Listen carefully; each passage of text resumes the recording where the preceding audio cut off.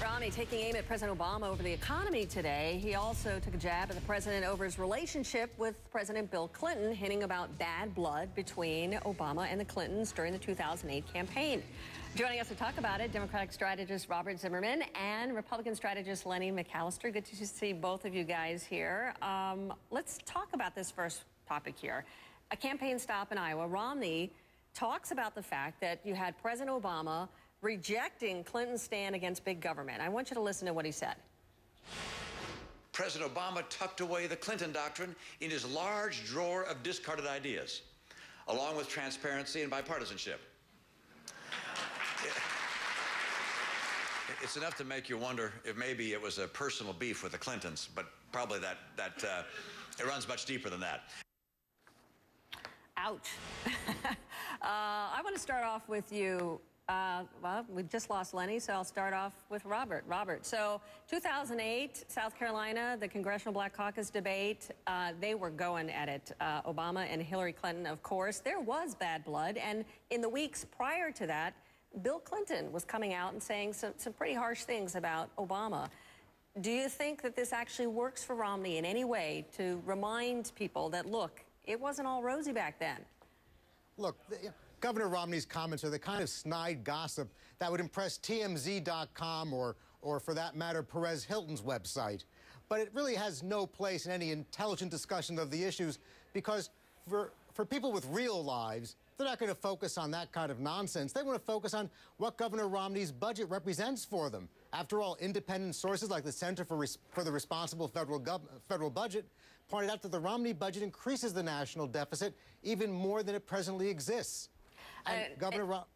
Go ahead. I mean, and to be fair, I mean, obviously they've put a lot of the bad blood behind him. There was quite a debate between them, but they work well together now. And now he's on his ticket. Do you think that it helps Romney in terms of making the case that this is going to be more big government when you see these two together? When you see, I'm sorry, was it Governor Romney's make case it's going to be big government? You see the two of them together?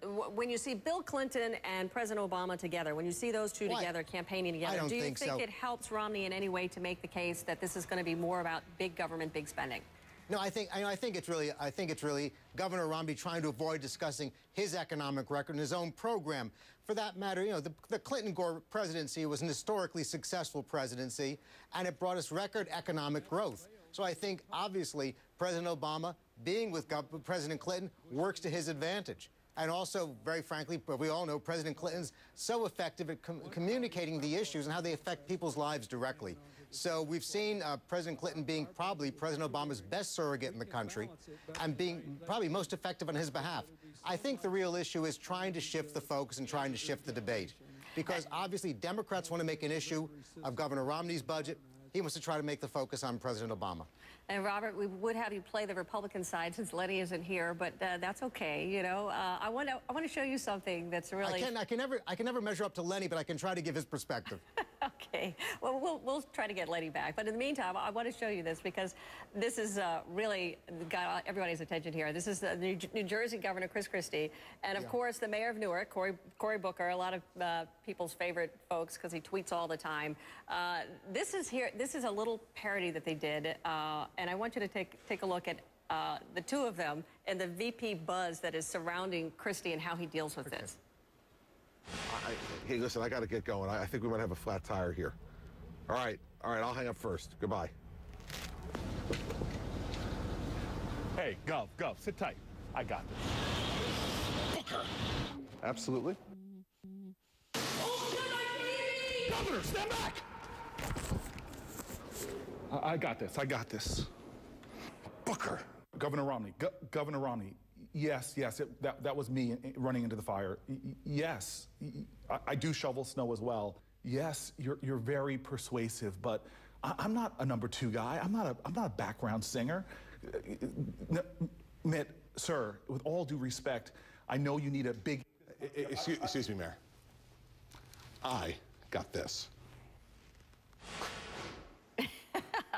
I love this. I mean, everybody's been watching this whole thing. Because there's all this speculation about Christie, whether or not he's going to get that invitation from Romney to be the #2 guy. And Cory Booker, who seems to always be playing the hero here. Lenny, right. We have you back, Lenny, right? We have you, Lenny? Yeah, no thanks to Robert pulling the plug on the end over here in Chicago. Thanks, Robert. Good job as a Democrat, by the way. The Democrat machine back in effect here in Chicago. What do you think, we Lenny? have to do, Lenny. What can I tell you? We're glad you're back. What do you think? Is this a good lesson here? I mean, you know, these two guys getting along, showing, look, you can be, you know, on the opposite ends and still be friends and make a point. It's great to see, but we have to understand two things. Number one, Cory Booker's a mayor.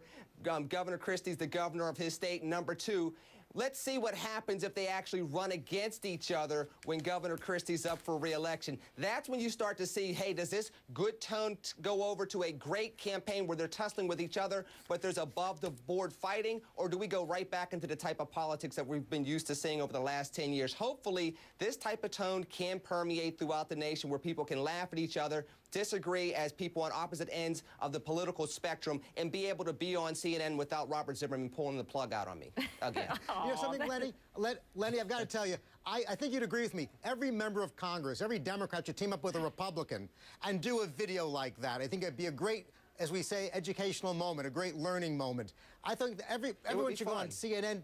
Everyone should go on CNN.com and watch it. It's not only funny, it's very instructive, and I think it really is it's a great, great message about what should be happening in terms of dialogue. And Robert, to Lenny's point there, I mean, can this happen in a campaign, or is this just something where two guys who are not competing with each other right now can get away with? I mean, can you bring some of that spirit? Do we need some of that? Can that actually happen when the stakes are so much higher?